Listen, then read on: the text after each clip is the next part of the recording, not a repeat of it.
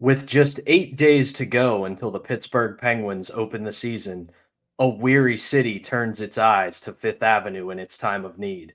Hunter and I are going to talk about getting a look at the new look Penguins and more after this. You're Locked On Penguins, your daily podcast on the Pittsburgh Penguins, part of the Locked On Podcast Network. Your team every day.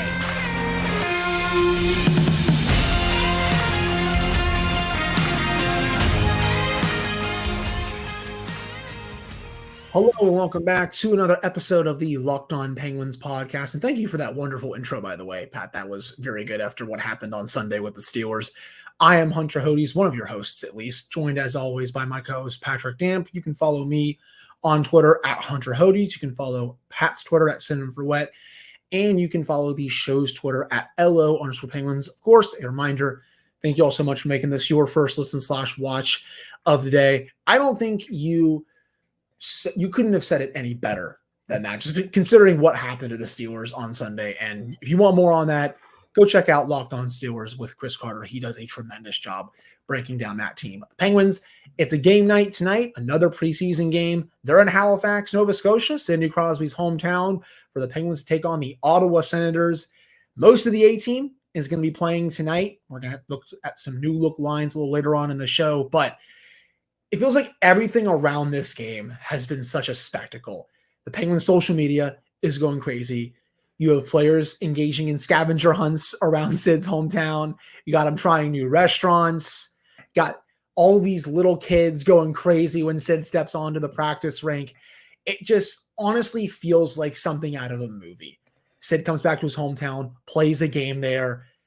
This is setting up, I think, to be also a fairy tale ending for this movie with this game if the Penguins win tonight.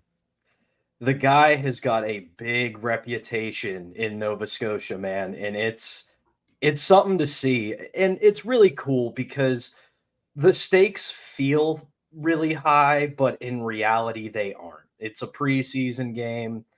A lot of the regulars on both sides are playing, so while it is still a preseason game, it has the feel of a regular season game because of everything surrounding it. It's the hometown kid comes home. They're going to pack a smaller rink to play an NHL preseason game. You look at both teams' lineups, it's going to be a lot of star power. And it kind of does feel like both teams are treating this as a regular game, which for us as fans, that's great because we all know how much of a slog preseason hockey can be because you're figuring out who your roster is going to be going into the season. You're giving guys extended looks. You're playing some guys who likely won't be playing again, and so on and so forth. So tonight will be a fun game to watch. And taking a look at both teams' lineups, I do think the balance does tip in the Penguins' favor ever so slightly. Yeah, the Senators are playing a good chunk of their regulars, but when I did look at their bottom six before we started recording and just made some notes, some of these guys are, I believe, on their AHL team. But you have guys, for example, that are playing. Brady Tkachuk, incredible. Tim Stützle is very good. Former Flyer Claude Giroux, who has killed the Penguins numerous times in his career. Drake Batherson. Vladimir Tarasenko, who I almost forgot was on the Senators, to be honest. That's a really nice signing that they made during the offseason. They got Dominic Kubalik, who came back in the Alex DeBrincat trade. Matthew Joseph. So the Joseph versus Joseph game tonight should be a lot of fun. I'm sure P.O. and Matthew's parents will be at that game. Jacob Chikrin, Tomas Chabot, Jonas Corpusalo in net. They got Jake Sanderson also on the back end, Eric Brandstrom, Travis Hamonic, former Islander. This is pretty close to a full Senators lineup, and we'll get to the Penguins lineup in just a second.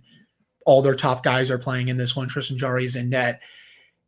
I know it's not a regular season game, but I think it's being treated like one with just everything that's gone on this weekend heading into tonight. It's a little bit of an earlier start time, 6 o'clock, but it's on Sportsnet Pittsburgh, which is where the regular season games are going to be broadcast.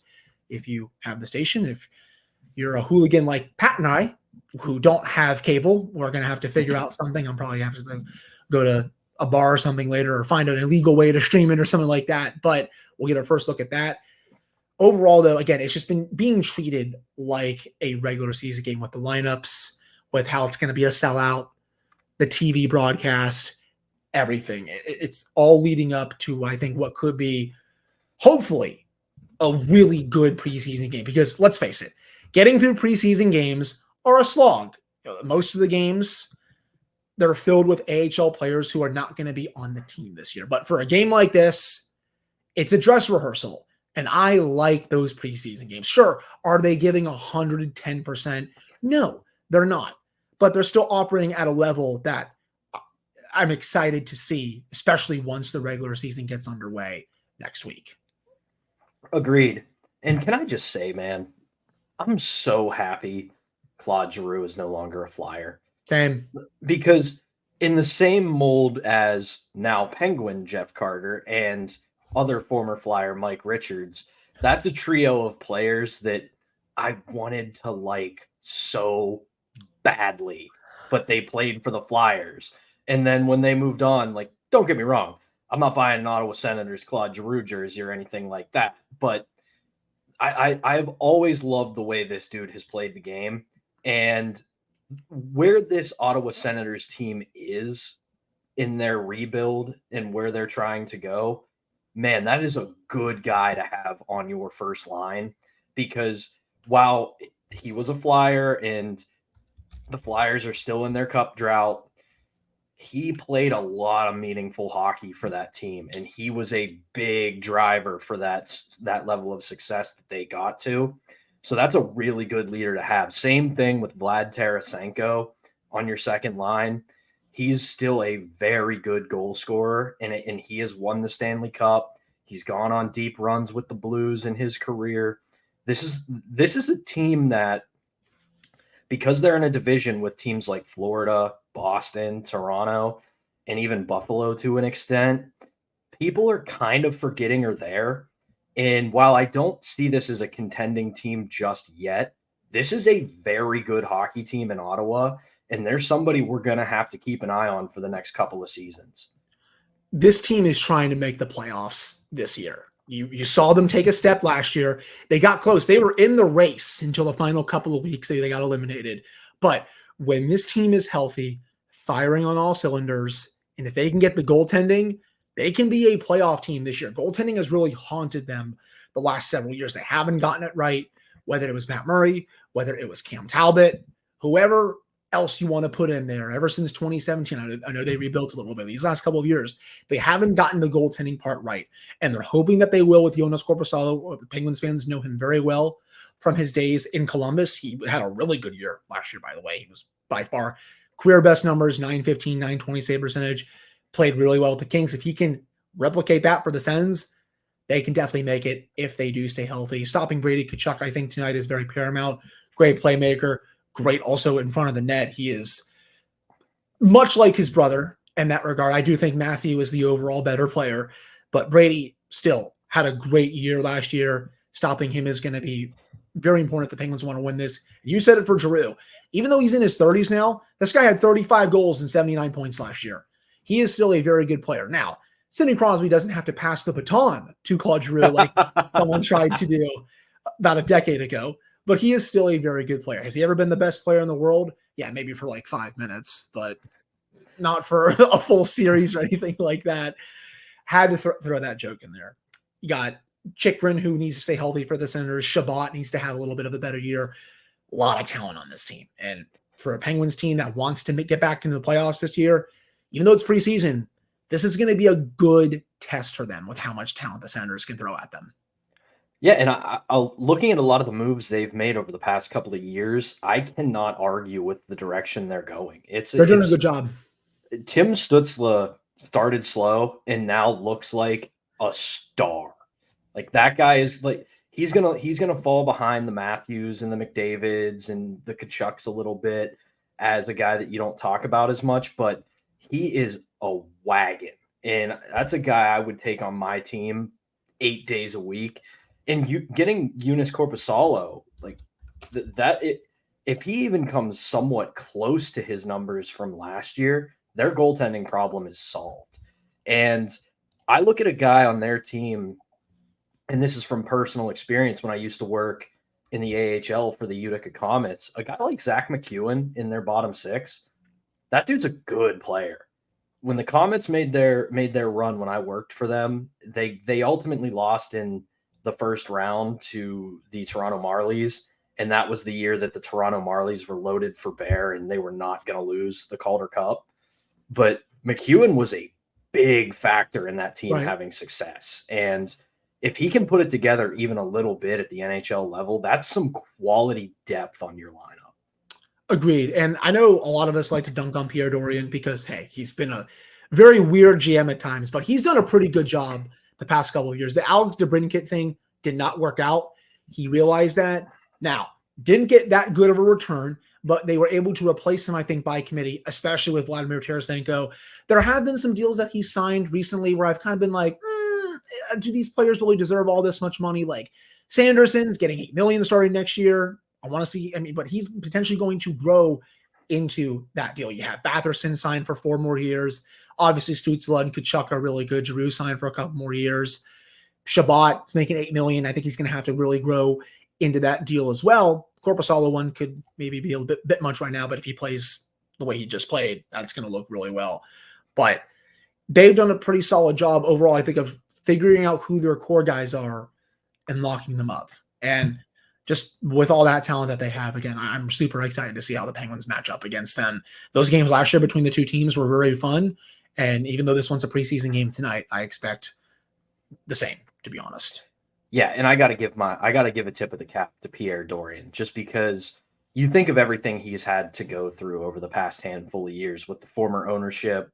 There was a brief period of time where I don't know if he answered to him, but he was at least on the same level as him in Pierre Maguire. So this guy has fought through all of that and put together a very solid roster with a very solid system.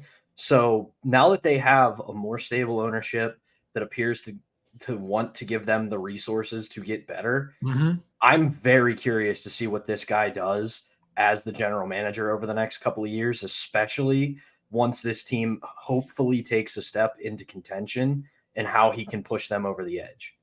These ain't your Eugene Melnyk Senators anymore. That's for sure. And, obviously may he rest in peace. But this is a new look Senators organization from top to bottom. And heck, Guy Boucher is not there anymore either. Hasn't been there in quite some time, but these Senators will be at least fun to watch compared to what we last saw in 2017, where that was just awful hockey to watch for them, to say the least. But that will do it for this first segment. Coming up in the second segment, Pat and I are going to discuss some of the new look lines that the Penguins are throwing out. It looks like they will throw out for this game, and we'll just give our thoughts on those. But before we get to that, we got to discuss eBay Motors. Passion, drive, and patience. What brings home the winning trophy is also what keeps your ride or die alive. eBay Motors has everything you need to maintain your vehicle and level it up to peak performance, from superchargers, roof racks, exhaust kits, LED headlights, and so much more. Whether you're into speed, power, or style, eBay Motors has got you covered. With over 122 million parts for your number one vehicle, you'll always find exactly what you're looking for. And with eBay Guaranteed Fit, your part is guaranteed to fit your ride every time, or you will get your money back, because with eBay Motors, you're burning rubber, not cash. With all the parts you need at the prices you want, it's easy to turn your car into the MVP and bring home that win. Keep your ride or die alive at ebaymotors.com. Eligible items only, exclusions apply. eBay Guaranteed Fit only available to U.S. customers. Remember, that's ebaymotors.com. All right, we're back here on this episode of the Locked On Penguins podcast. I am Hunter Hodes, joined as always by my co-host Patrick Dam. So, as we teased, the Penguins are basically bringing their A lineup to this game against the Senators, which is close to what the Senators are doing as well. I would say it's their B+, A- team. I would kind of say the same for the Penguins, but Raquel, Crosby, Russ continuing to ice Raquel on the left wing, and I'm a fan of that. He looked great in that last game, had that beautiful one-time goal. I love how Sidney Crosby was looking at Raquel the entire time. Raquel had his stick up for that goal and was just like, yep, I'm ready. Boom, gets the puck, fires in the back of the net. Want to see more of him on the left wing. Brian Rust, no surprise there, of course. Second line, Riley Smith with Evgeni Malkin, but it's not Alex Nylander getting a second shot. It's Radim Zohorna. Big Z getting that big chance for this one. You want to make the team. Let's see what you can do with two players who are going to be on the second line. We'll start there, Pat. Massive opportunity for him. 8 days until the regular season opener against the Blackhawks. Final few preseason games here, it's put up or shut up time for him. And with how he's looked, I think he might answer the call tonight. He's more than earned it. There's no two ways about that. He has had a tremendous camp, a tremendous preseason, and I do think this management and coaching staff like him. You could tell that there was some trepidation when he got claimed off of waivers last year when they put him there. So this is a big shot, and I do think he fills out that line quite well because he's going to kind of be to cross sports a little bit, kind of like an edge rusher is in football. He's going to be your game wrecker on that line. He's going to be the guy who goes to the corner and throws the first hit on the forecheck. He's going to be the guy who barrels towards the net and opens up some space in the soft spot. And with players like Evgeni Malkin and Riley Smith on his line, that's going to open up space for them to do more. So this is a very big opportunity for Zohorna, and I'm interested to see how he takes it. Because if I'm Mike Sullivan, all I'm saying to Z is this: play your game. Don't do anything. Don't try to become a goal-scoring winger. Don't try to become a playmaker. Just go out there and wreck the game. Go out there and take their defense to the corner, get to the front of the net, and if you got to look, take a shot. I love the point that you made about him forechecking, because he's done that quite a bit in the preseason games that he's played in. Heck, against the Red Wings, took the puck away from two players in their zone and was able to get the puck for a goal.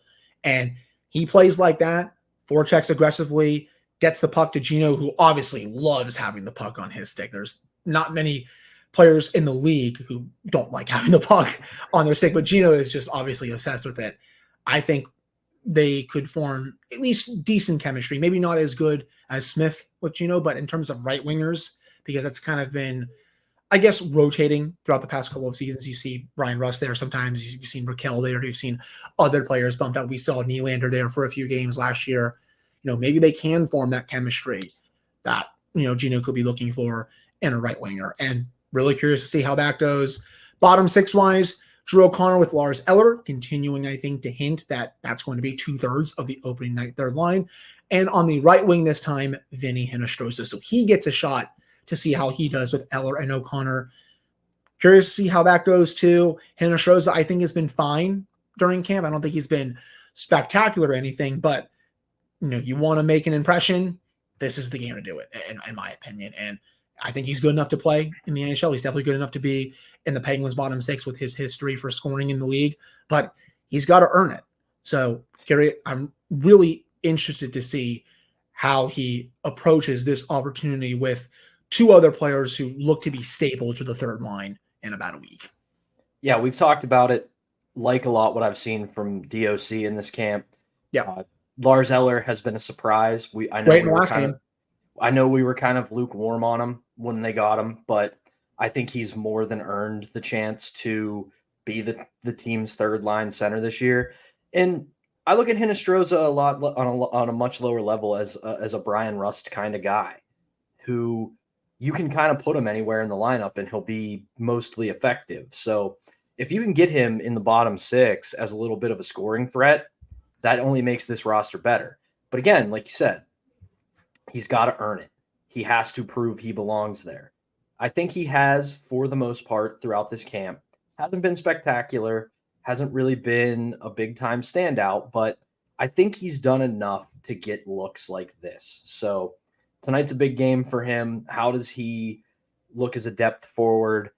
And then, obviously, we got to get into the fourth line just to keep things moving. That's the fourth line you're going to see next week. Yeah, Matt Nieto, Noel Acciari, Jeff Carter. Yeah. And been saying it all summer.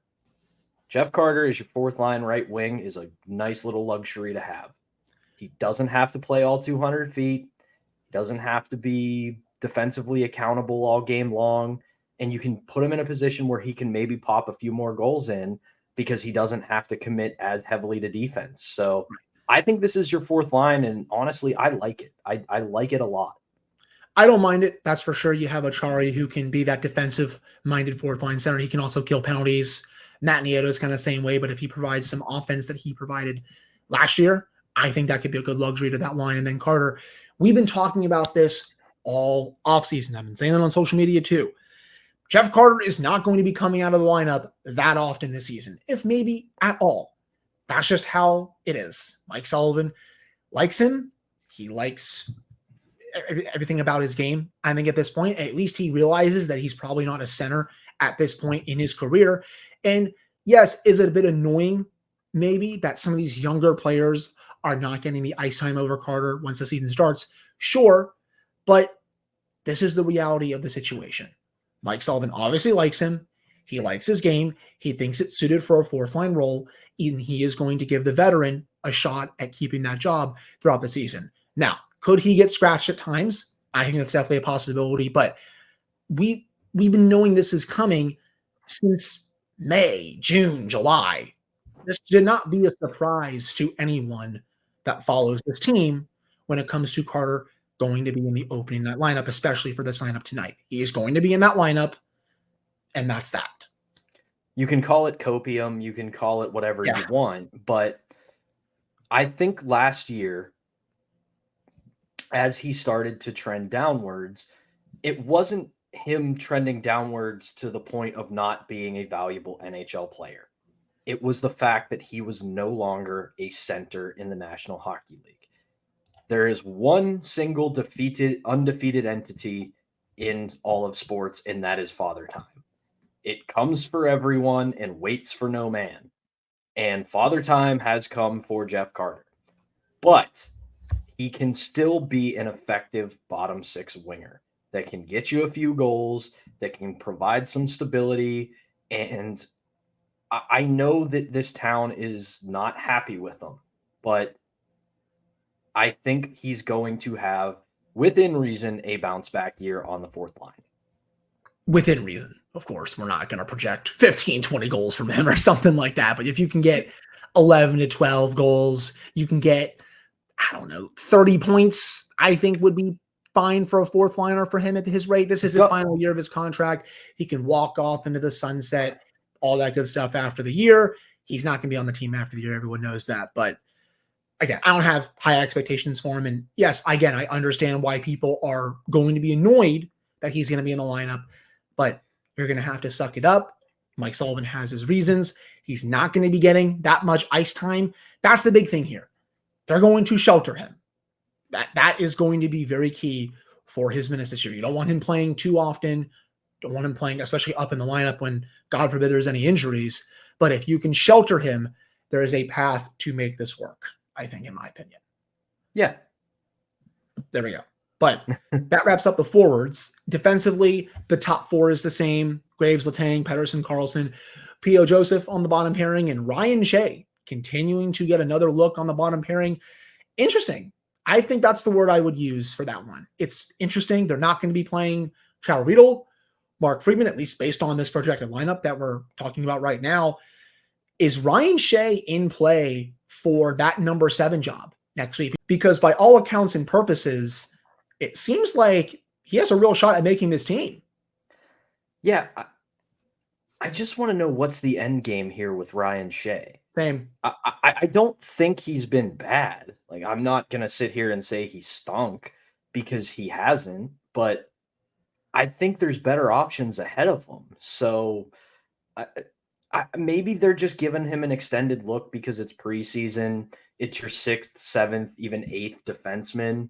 So you're not really losing a whole lot by giving him preseason reps, but I don't get it. It's just, I'm not like upset about it. I'm not against it. It is what it is, but I'm not understanding it. So, I mean, maybe he surprises, maybe he comes in and plays well and we think, oh, maybe we got ourselves a 6th or 7th defenseman here. But as of right now, I'm looking at this and going, why is Ryan Shea getting this extended look?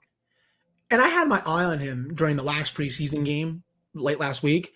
He was fine. Didn't really do anything that wowed me. Didn't do anything that made me be like, he belongs in the AHL. And I still think he'll start the season there. But it's just interesting, fascinating, whatever word you want to use for it, that he's getting all these looks. And I think that they're really considering him for this number 7 role.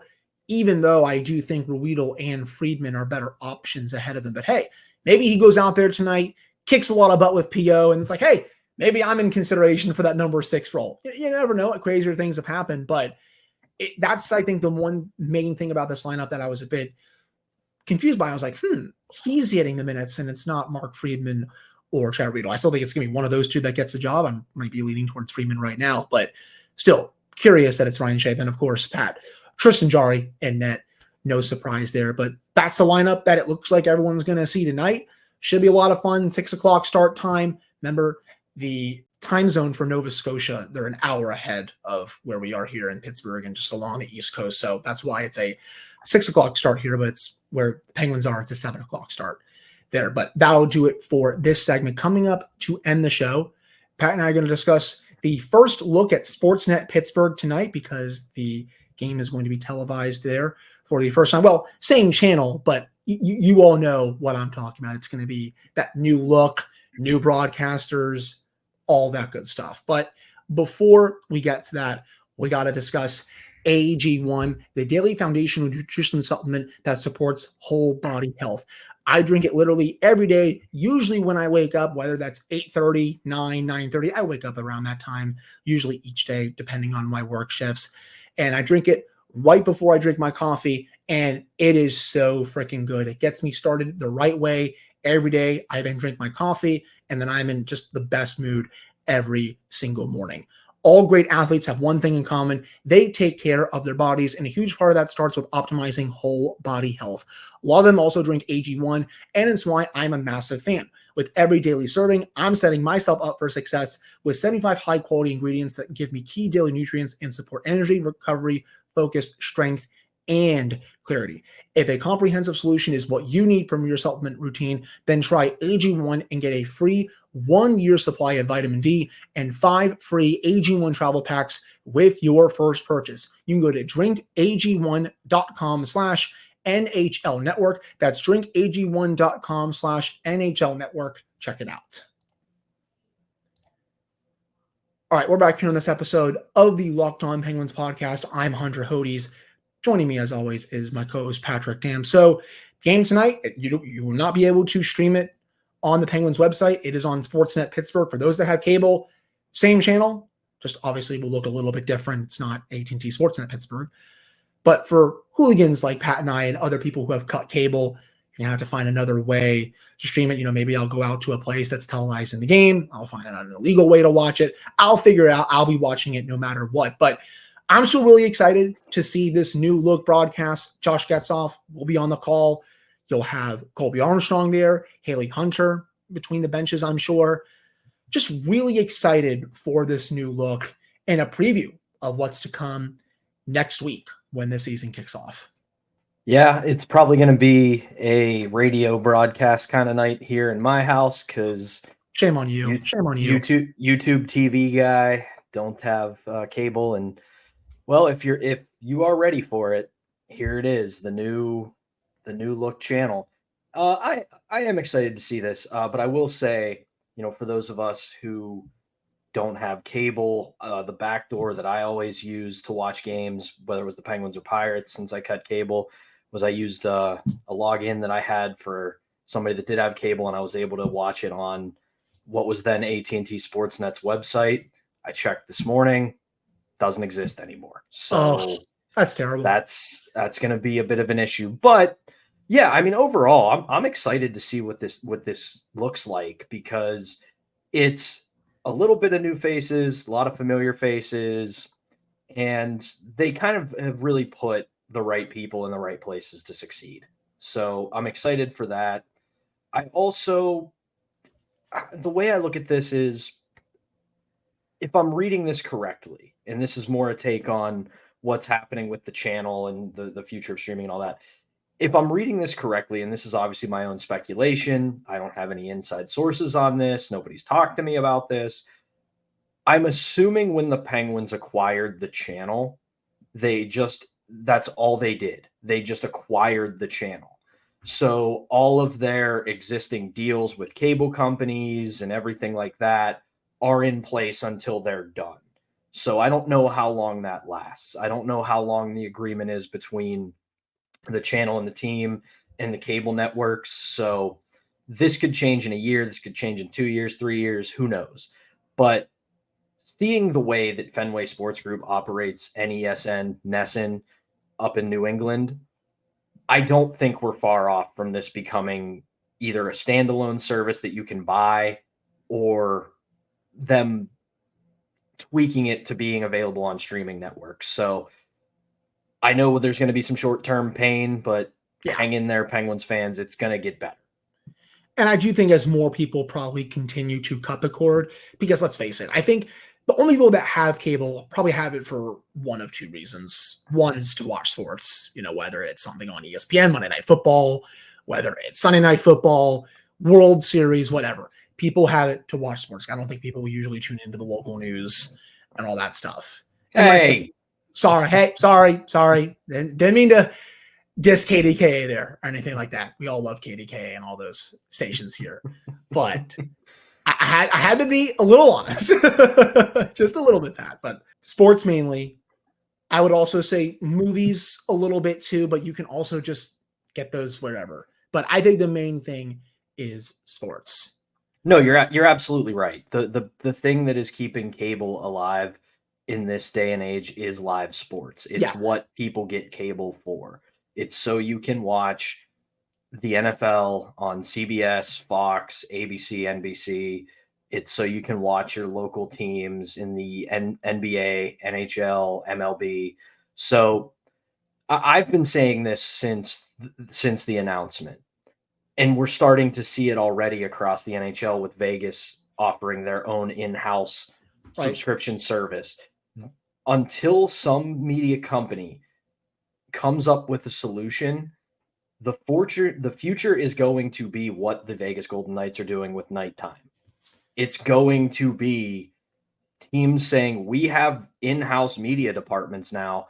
We can formulate and broadcast our own games and just go direct to consumer rather than go from team to cable to consumer. So this is going to be the fight over the next couple of years to figure out if every team is going to have its own streaming service or if there's going to be some kind of streaming company in the media that offers a way to get live sports in one place. Right. And fans will pay out the wazoo for that kind of package that the Knights are offering. And if not, I know you can subscribe to ESPN Plus, if you're not in Pittsburgh at least. The blackout stuff, I hate. I think it's so 2008, 2010. Get rid of blackouts forever. There's no need for it. It's funny. I was subscribed to ESPN Plus last year, and I got most of the Penguins games, even while being in Pittsburgh, because I don't think it caught up that I was here. Oh, that went away in the final few weeks of the season because it finally caught on to the fact that I was in Pittsburgh. And it's dumb. It's stupid, especially if you don't have cable. I think it's very dumb. But I mean, that said, it's a great model for the sport, I do think, is the fact that you can watch every game that's not in your home market. Because I remember a time as a kid when we had Dish Network at my house growing up, and we only got Dish Network because we wanted to get NHL Center Ice so we could watch every other game. And the fact that you can pay, $12 a month for ESPN Plus and watch every single NHL out of market game. Right. That is how you grow the game. You make it accessible. You don't have to put all these restrictions in place. If you're able to say, hey, pay $12 a month, you get ESPN Plus, you can watch every single NHL game every single night, with the exception of and even if I think the blackouts are dumb, we got to take a positive when it's a positive. You can watch every single out of market game and every game that's not on national broadcasts. It's perfect to grow the sport. Yeah. They just have to get out of their own way. Agreed with you. Yeah. I mean, that has to happen at some point here overall. Not going to hold my breath at least right now, but hopefully down the line it will. But just getting back to Sportsnet Pittsburgh in general here, I'm so pumped for Josh Getzoff tonight, man. He's been waiting. Very happy for him. Yeah, I mean, makes his TV debut for the Penguins. He's been great on the radio after being hired full-time since Mike Lang retired, who, of course, is one of the best to ever do it, but he did an amazing job after Mike retired. Coming to TV now, I think he's going to do a stupendous job. You have the rotating cast of analysts, whether it's Colby Armstrong, Mike Rupp, or Phil Bork. They're going to do really well. I think you're going to see a lot of Colby tonight during this broadcast, and then Haley Hunter making her Penguins debut. I'm just really excited for this new look broadcast. I don't think I've been this excited for a new look Penguins broadcast in a long time. And part of that is just because they don't really make that many changes. I mean, Staggy was on the air for so long, and then they go from him to Mears, and I was really excited about that. And I think Mears did a better job than Staggy did. But, Airy was there, and, I know Airy's not there anymore, and I wish the best for him going forward. I'm still really hyped to see how the new look analysts do in Israel. And then, of course, Haley Hunter filling in for Dan Potash. How does she do? Really excited. Yeah, it should be a lot of fun. And like you said, I'm with you. I have wanted there to be some new broadcasts, some fresh blood, and it just felt like it was time. It's no disrespect to the people that were there. I've said it on this show before. I think Staggerwald's a great color guy, a great in-studio analyst guy, because he can put it in a really good perspective. I'm really going to miss Bob Airy, as goofy as he was. He did bring a unique perspective to the broadcast, and it felt like it was time for a bit of a change and to freshen it up. So this is exciting. It's an exciting time to be a Penguin fan right now. You took the words right out of my mouth. With all the moves they made during the offseason, the Kyle Dubas hire, the new broadcast, it is a very exciting time to be a Penguins fan. And your intro set it up perfectly. We got 8 more days until opening night. And I reminded everyone on Sunday during that awful Steelers performance, Penguins hockey comes back in basically a week.